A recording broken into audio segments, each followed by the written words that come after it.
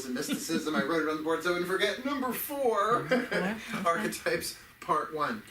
We are launching into this next chunk. You know, chakras was fun. Well, my kind of fun. And certainly a lot of information. And I know that when people start integrating the chakras in this format, they really start going deeper than red, orange, yellow, green, blue, indigo, violet, right? That's sort of the basic Western version. But we said from the beginning that that was the hardware. Tonight we look at the software. And I will say, before I even do my introduction and the prayer and all that, I got my list up, I could talk about this stuff forever, no question. Archetypes are so fascinating to me that really I could go back and study psychology and, you know, take that Jungian bend and just focus on archetypal analysis and stuff like that, but nah. I'm not up for it. I'm a teacher, not a student. It's the weirdest thing. That those are archetypes, teacher and student, so we're going to certainly look at those tonight. So let's do our prayer. So just to take a moment, you know, because I'm well aware that even people watching the video have had days, you know, before coming into this, and this is such heady stuff that I just think to get centered and not plugged back into spirit, but to get congruent with spirit helpful. So let's just take that moment to just breathe, to exhale the day, to exhale the thoughts, to be present, to settle in.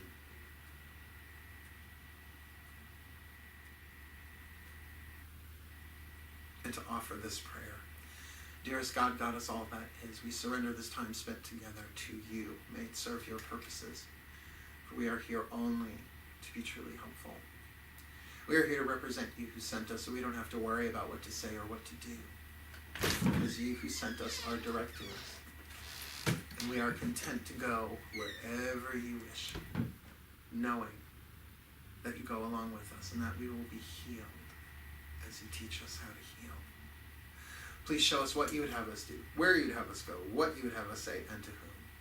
And together as one, both presently in the room as well as watching us, we leave this event tonight feeling better, more uplifted, with perhaps a deeper understanding, not just of what archetypes are, but a deeper understanding for what purpose we incarnated, as if there was only one. Thank you. So motivate me. So, this work is, again, inspired by Carolyn Mace.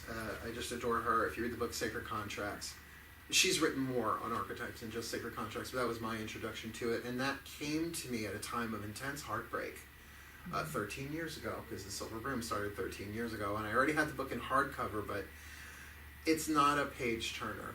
It's more like a textbook in the sense that it has reference materials, and it's fascinating. She goes through the lives of different masters and the archetypes that they had, like Jesus and Buddha and Muhammad, and I think Gandhi's in there too. It's been a while since I've actually read the book. But I was in such pain at the time and creating so much of my own suffering, and I definitely differentiate a difference between pain and suffering. Stub your toe, that's pain. Bitch and moan about it for 3 weeks, that's suffering, right? Suffering is self-induced. So to really, I had to teach myself that stuff, because I was so suffering from an attack of the victim archetype at the time.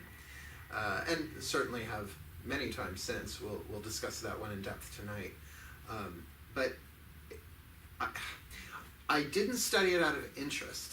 I studied it out of a need. That my own pain and suffering was so immense. And there was the book staring at me. And I knew that the word victim archetype was in there, and that's what I felt was going on. I felt very victimized.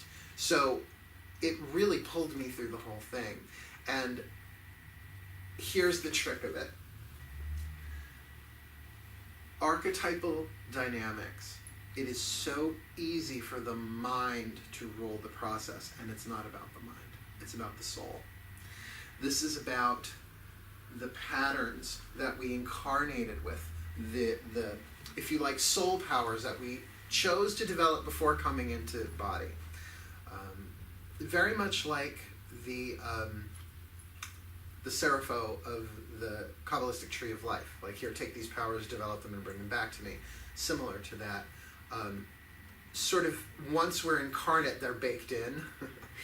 And they are contracts in the sense that we set it up, we agreed, we signed, and there's no getting out of them. There's no, like, once you're here, you might as well do the best you can to, here's a tricky word, fulfill your contract. I don't know that we complete them. For a while, my prayer was, help me complete this contract with this person, place, situation, whatever.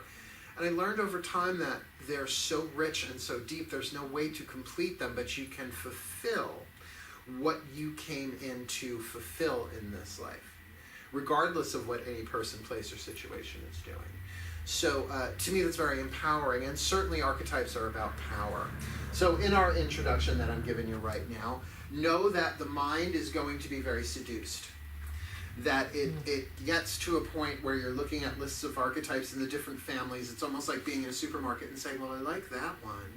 Oh, I don't like that one, but I like that one. And left to the mind alone, you would have a list of archetypes in a chart. We're going to talk about that later.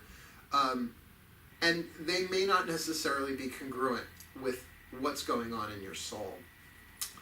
Now, the only way I can teach this is to give an intellectual perspective. And I want to see how the practice comes in as I'm teaching. Because there is a way to bypass the mind to go into the soul, but mostly that's through prayer, meditation, contemplation, soul searching, that kind of stuff.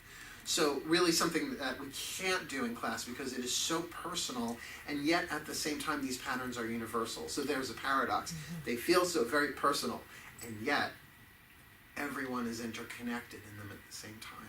So we're going to do our best with the language that we can. So what can I tell you about the basics of archetypes? Archetypes are patterns in the unconscious mind. So, you know, when I teach Wish Class Cycle 1, Gods and Goddesses, which we're teaching on Monday, interestingly enough, I draw mind cake, right? Like 3 layers of cake, conscious, subconscious, unconscious.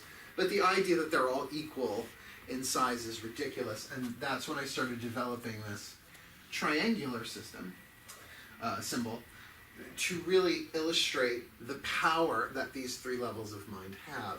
So at first we have the conscious mind on top.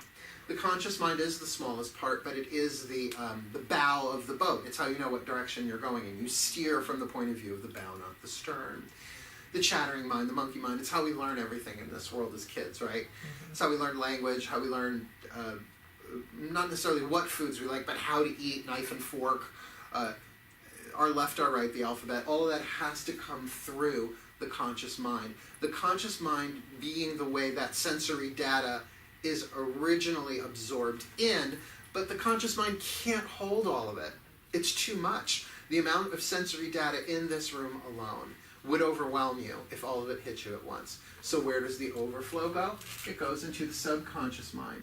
And a lot has been written and spoken about the subconscious mind, from hypnotism and psychology and self-mind control and affirmations and all this stuff. It's like everybody's talking about the subconscious mind. Oh, you have a subconscious block. Or I've said to people, you might have some subconscious anger. They go, what do you mean? No, I don't. I'm like, back away, back away, back away. And if you think about this as an iceberg, which is, you know, pretty decent shape for an iceberg, a little symmetrical for an iceberg.